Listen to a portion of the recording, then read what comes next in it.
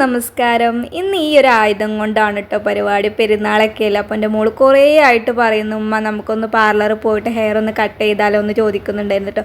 അവളെ ഹെയർ അത്യാവശ്യം നല്ല ലെങ്ത്തും അതുപോലെ നല്ല തിക്കുള്ള ഹെയർ ആണ് കേട്ടോ. അപ്പോൾ അവൾക്ക് തന്നെ ഈ ചൂടൊക്കെ ആയതുകൊണ്ട് പുറത്തൊക്കെ നല്ല റിയാക്ഷൻസ് വരുന്നുണ്ട് എന്നൊക്കെ പറഞ്ഞിട്ട്, ഇങ്ങനെ നല്ല ചൂടായതുകൊണ്ട് മുടിക്ക് നല്ല കട്ടി ആയതുകൊണ്ട് നല്ല ചൂടാണ്.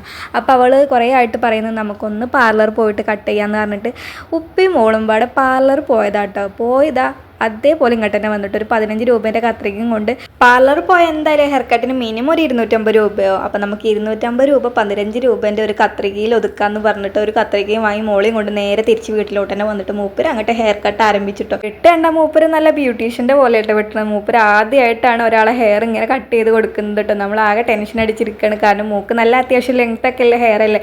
നല്ല പോലെ ലെങ്ത് കുറച്ചിട്ടാണ് മൂപ്പര് കട്ട് ചെയ്യുന്നത് കേട്ടോ. ആദ്യം തന്നെ ഹെയർ കട്ട് ചെയ്ത് ഇത്ര മുടി നമ്മളെ കയ്യിലോട്ട് അങ്ങോട്ട് തന്നപ്പോൾ നമുക്ക് ആകെ സങ്കടമായി പോട്ടെ. കാരണം അത്യാവശ്യം നല്ല ലെങ്ത് ഇല്ല ഹെയർ തന്നെയായിരുന്നു കേട്ടോ അവള്. അത് ഞാൻ വിചാരിച്ച് കിലുക്കത്തിൽ ലാലയുടെ രേവതി ചേച്ചിക്ക് മുടി കെട്ടി കൊടുക്കുമല്ലോ, അതേപോലെ ഫ്ലോപ്പായി പോയി എന്നാണ് കേട്ടോ. എങ്ങാനും ഫ്ലോപ്പായി പോയി അവളെ കയ്യിലിരിക്കുന്നത് മുഴുവൻ മൂപ്പര് കേൾക്കേണ്ടി വരും. അങ്ങനെ ഹെയർ കട്ടിൻ്റെ ഫൈനൽ സ്റ്റേജിലോട്ട് നമ്മൾ എത്തിയിട്ടുണ്ട് കേട്ടോ. ഇപ്പോൾ കുഴപ്പമൊന്നുമില്ല, നല്ല അടിപൊളി ആയിട്ടുണ്ട് കേട്ടോ. നമ്മൾ ഇത്രയും എക്സ്പെക്റ്റ് ഒന്നും ചെയ്തിട്ടുണ്ടായിരുന്നില്ല. അങ്ങനെ ഇരുന്നും കവുന്നും കടന്നൊക്കെ മൂപ്പര് ഹെയർ കട്ട് ചെയ്യുന്നുണ്ടായിരുന്നു കേട്ടോ, ഒരേ ലെവലിലോട്ടാകുവാൻ. അവളെ മുടിയിൽ അത്യാവശ്യം നല്ല വന്യജീവി സങ്കേതം ഉണ്ടായത് കൊണ്ട് തന്നെ അവൾക്ക് ഹെയർ കട്ട് ചെയ്യാൻ നല്ല താല്പര്യമൊക്കെ ഉണ്ടായിരുന്നു കേട്ടോ. കയ്യിലെ കളവെടുത്താണ് മൂപ്പര് വെട്ടുന്നത് കണ്ടാ വിചാരിച്ചു മൂപ്പര് പക്ക ഒരു ബ്യൂട്ടീഷ്യൻ ആണെന്ന് വിചാരിക്കും കേട്ടോ. പക്ഷെ മൂപ്പര് ആദ്യത്തെ പരീക്ഷണം കൂടിയാണ്. ഞാനിതൊട്ടും വിജയിക്കുമെന്ന് ഞാൻ എക്സ്പെക്ട് ചെയ്തിട്ടുണ്ടായിരുന്നില്ല കേട്ടോ. പക്ഷേ ഫൈനലായിട്ട് നല്ല അടിപൊളി ആയിട്ടുണ്ട് കേട്ടോ. നിങ്ങൾ ഫൈനൽ റിസൾട്ട് കണ്ടാൽ തന്നെ മനസ്സിലാവും. നമ്മൾ പക്ക ഒരു പാർലർ പോയിട്ട് വെട്ടുന്ന അതേപോലെ തന്നെ ഉണ്ടായിരുന്നു കേട്ടോ. ഹെയർ കളറും കൂടി ചെയ്യണമെന്ന് നമുക്ക് നല്ല താല്പര്യം ഉണ്ടായിരുന്നു. അതും കൂടി മൂപ്പര് ചെയ്ത് തരാറുണ്ടപ്പോൾ പിന്നെ ഞാനത് അങ്ങോട്ട് സമ്മതിച്ചില്ല കേട്ടോ. ഇനി കോളായാലോ എന്ന് വിചാരിച്ചിട്ട് പിന്നെ ഞാൻ അതിനോട്ടാണ്ട് സമ്മതിച്ചില്ല.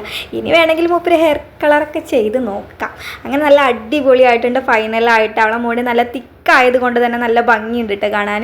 അങ്ങനെ എനിക്ക് ഒരുപാട് ഇഷ്ടപ്പെട്ടു. അങ്ങനെ ഇനി പോണിട്ടയിലൊക്കെ കിട്ടുമ്പോൾ അവളെ ഹെയർ നല്ല ഭംഗിയുണ്ടാവട്ടെ, നല്ല അടിപൊളിയായിട്ടുണ്ട്. അപ്പം ഞാൻ എൻ്റെ കെട്ടിയതിന് അടുത്തൊരു ടാസ്ക് കൊടുത്തിട്ടോ. മൂപ്പര് നാളെ പെരുന്നാളായതുകൊണ്ട് തന്നെ ഇവിടെ ഉണ്ടാവില്ല കേട്ടോ. കാരണം ഇതിന് മുന്നേ വർക്ക് ഒരു ഡേറ്റ് ഏറ്റത് കൊണ്ട് തന്നെ നാളെ പെരുന്നാളാകുമെന്ന് നമുക്ക് ആദ്യം തന്നെ അറിയില്ലല്ലോ.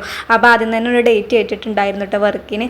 അപ്പോൾ നാളെ മൂപ്പർക്ക് പോകേണ്ടത് കൊണ്ട് നാളെ പെരുന്നാളിന് മൂപ്പരില്ലാത്ത ആദ്യത്തെ പെരുന്നാളും കൂടിയാണ് കേട്ടോ. നമ്മളെ കയ്യിൽ ആരെങ്കിലും ഒരു മൈലാഞ്ചി ഇട്ട് തന്നിട്ട് അതൊന്നും നമ്മൾ കാണിച്ചു കൊടുക്കുമ്പോൾ വളരെ പുച്ഛത്തോടെ നമ്മളോട് പറയും, ഇതൊക്കെ എന്തൊരു സിമ്പിൾ, അതൊക്കെ എനിക്ക് വളരെ സിമ്പിളായിട്ട് ചെയ്യാവുന്ന കാര്യമുള്ളൂ എന്നൊക്കെ പറയട്ടെ എന്നോട്. അപ്പം ഞാൻ വിചാരിച്ച് ഇന്നൊരു ഫോണിൽ ഒരു മെഹന്തി ഡിസൈൻ കാണിച്ചു കൊടുത്തിട്ട് അതേപോലെ ഒന്ന് വരപ്പിച്ചാലോ എന്ന് വിചാരിച്ചു. നമ്മളങ്ങനെ കൈയൊക്കെ കാണിച്ചു കൊടുത്തു അങ്ങനെ വരക്കലൊക്കെ ആരംഭിച്ചു കേട്ടോ. ആദ്യം കുഴപ്പമൊന്നും ഉണ്ടായിരുന്നില്ല. അതിലുള്ള സർക്കിളൊക്കെ നല്ല അടിപൊളിയായിട്ട് മൂപ്പര് വരച്ചൊക്കെ ചെയ്തിട്ടുണ്ടായിരുന്നു കേട്ടോ. എല്ലാം ഷാർപ്പൊക്കെ ആയിട്ടായിരുന്നു സർക്കിളൊക്കെ വരച്ചിട്ടുണ്ടായിരുന്നു. അപ്പോൾ നമ്മൾ വിചാരിച്ചു കുഴപ്പമില്ല, പറഞ്ഞതൊക്കെ ശരിയാണെന്ന് വിചാരിച്ചിട്ടോ. അപ്പം നമ്മൾ ഫോണിൽ നോക്കിയപ്പോൾ നമുക്ക് ഇതാ 10K സബ്സ്ക്രൈബ്സ് ആകാൻ പോകുകയാണ്. ഒരൊറ്റ സബ്സ്ക്രൈബ് ഉണ്ടെങ്കിൽ നമുക്ക് 10K ആകും കേട്ടോ. അപ്പോൾ നമ്മൾ അതിൻ്റെ ഒരു സന്തോഷത്തിൽ ഇങ്ങനെ ഇരിക്കുന്ന ടൈമിൽ നമ്മൾ വെറുതെ ഒന്നും കൂടി ഫോൺ നോക്കിയപ്പോൾ അതാ നമുക്ക് 10K സബ്സ്ക്രൈബ്സ് ആയിട്ടുണ്ട് കേട്ടോ. വളരെ സന്തോഷമുണ്ട്, നിങ്ങളോട് ഒത്തിരി താങ്ക്സ് ഉണ്ട് കേട്ടോ.